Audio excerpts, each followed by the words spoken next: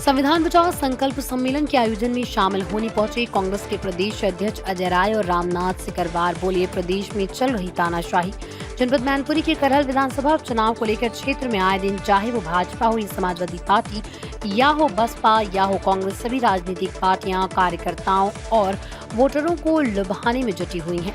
कांग्रेस द्वारा लोगों को जागृत करने के उद्देश्य से संविधान बचाओ कार्यक्रम का आयोजन किया जा रहा है। करहल विधानसभा क्षेत्र में कांग्रेस द्वारा संविधान बचाओ कार्यक्रम का आयोजन किया गया, जिसमें कांग्रेस पार्टी के प्रदेश अध्यक्ष अजय कुमार राय व रामनाथ सिकरवार मैनपुरी पहुंचे, जहां उनका कार्यकर्ताओं ने बहुत स्वागत किया।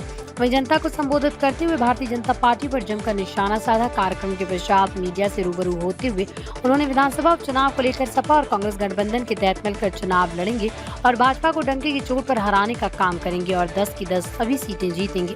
समाजवादी पार्टी उन्होंने भाजपा पर निशाना साधते हुए क्या कुछ और कहा, देखिए रिपोर्ट। करहल की महान जनता को मैं नमन करता हूं और आज अपने कार्यकर्ताओं को दिल से धन्यवाद दूंगा। इन्होंने बहुत ही ज़बरदस्त तरीके से यहाँ कार्यक्रम कराया। इस कार्यक्रम की सफलता के लिए अपने हम सभी कार्यकर्ता साथियों को धन्यवाद देते हैं और मिलकर लड़ेंगे और भाजपा को डंके की चोट पर। अच्छा सर, आपने चुनाव में कितना चलाया था नारा गुजराती और बनारसी? गुजराती साबित तो हो रहा है यार, साबित हो रहा है। अब हुआ है बहुत ही सफलतापूर्वक। उत्तर प्रदेश कांग्रेस कमेटी माननीय अजय राय जी के नेतृत्व में 10 इस प्रकार के सम्मेलन करने का संकल्प जो प्रदेश कांग्रेस कमेटी ने लिया है, मुझे खुशी है कि बहुत ही ऐतिहासिक सफलता के साथ सभी सम्मेलन एक से बढ़कर एक हो रहे हैं। इसका उद्देश्य प्रमुख रूप से आप जानते हैं कि संविधान पर जिस प्रकार से आक्रमण आज हो रहा है, जिस प्रकार के संविधान को दरकिनार कर और बहुमत के आधार पर मनमानी तरीके से निर्णय लिए जा रहे हैं, जो कि समाज के लिए, इस देश के दुर्बल वर्ग के लिए एक बहुत ही घातक है। आपने देखा कि जिस प्रकार से उत्तर प्रदेश का विशेष रूप से मैं जिक्र करना चाहूँगा कि यहाँ पर लॉ एंड ऑर्डर के नाम पर जिस प्रकार से कमजोरी आई है और लॉ एंड ऑर्डर दिन ब दिन बदतर होता जा रहा है, सरेआम लोगों को गोलियां मारी जा रही हैं, माताओं बहनों की इज्जत लूटी जा रही है।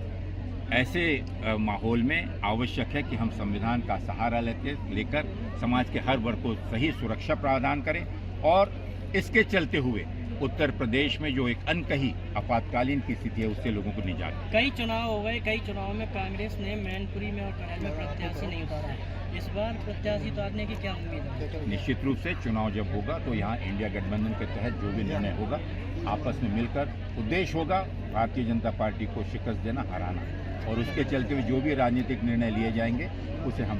बीजेपी ने अपनी पूरी ताकत, जो कि कई पूर्व मंत्री, कैबिनेट मंत्री, मुख्यमंत्री तक ने भी दौरे कर चुके हैं, क्या रहेगा, क्या ताकत कामयाबी रहेगी? माननीय प्रधानमंत्री जी से लेकर उनके मंत्री और पूरे संतरी पूरे देश में इसी प्रकार से भ्रमण कर और अप्रचार का कार्य कर रहे हैं। आपने देखा पिछले दिनों किस प्रकार का प्रचार हरियाणा में, जम्मू कश्मीर में माननीय प्रधानमंत्री जी ने कहा। लेकिन देश की जनता अब समझ चुकी है, देश की जनता भली भांति समझ चुकी है कि उनके इरादे क्या हैं, उनका उद्देश्य क्या है, समाज को तोड़ना, जबकि इंडिया गठबंधन का माननीय राहुल गांधी जी का उद्देश्य है इस देश को जोड़ना, भाईचारे को मजबूत।